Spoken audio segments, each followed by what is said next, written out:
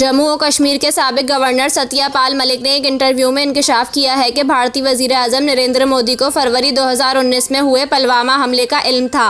जम्मू और कश्मीर के साबिक गवर्नर ने नशरियाती इदारे दी वायर को दिए गए इंटरव्यू में कहा कि पुलवामा में मोदी ने भारतीय फौजियों को बचाने के बजाय जानबूझकर मरने दिया और मलबा पाकिस्तान पर डाला। उन्होंने कहा कि पुलवामा ड्रामा रचाने का मकसद सिर्फ और सिर्फ बीजेपी को इंतखाबात में फ़ायदा पहुंचाना था।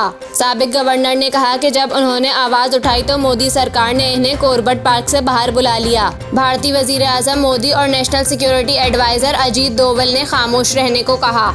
सत्यपाल मलिक अगस्त 2019 में आर्टिकल 370 की मनसूखी के दौरान काबिज भारतीय जम्मू और कश्मीर के आखिरी गवर्नर थे।